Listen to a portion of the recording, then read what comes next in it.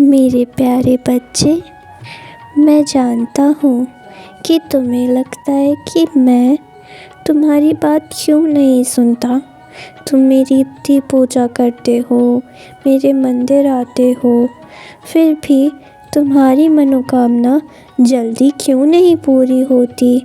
और तुम कभी कभी मेरे दूसरे भक्तों से खुद को आंकने लगते हो कि बाबा उसकी तो आपने जल्दी सुन ली, मेरी क्यों नहीं सुनते, क्यों मेरी बात नहीं मानते।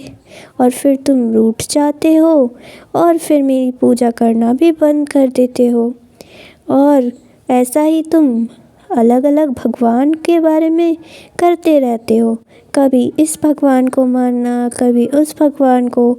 और फिर जब बात पूरी ना हो तो तुम उनसे रूठ जाते हो। पर एक बात बताओ मेरे बच्चे, जब तुम छोटे थे और स्कूल में पढ़ने जाया करते थे तो तब क्लास में बहुत सारे बच्चे पढ़ा करते थे।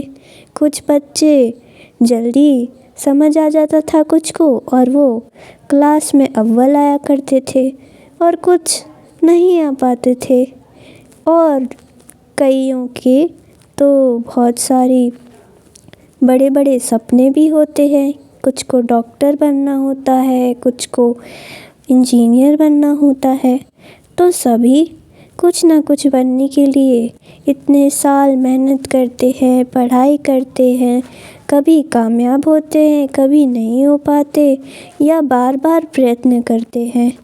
तो जब हम कुछ बनने के लिए हार नहीं मानते और निरंतर प्रयास करते रहते हैं तो ईश्वर को पाने के लिए सिर्फ कुछ ही पल में क्यों थक जाते हो। तुम सोचते हो कि मैं कोई तुम्हारा चिराग का जिन्न हूँ क्या, जो तुम घिसोगे और मैं तुम्हारी सारी बातें मान लूँ।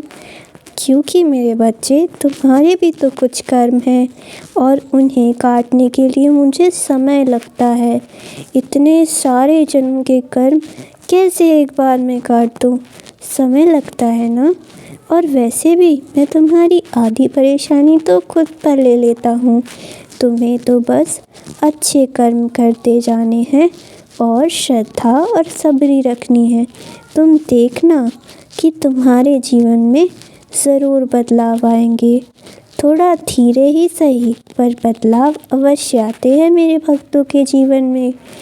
मैं कभी किसी को निराश नहीं करता मेरे बच्चे, इसीलिए श्रद्धा और सब्री रखो। ओम साईं राम।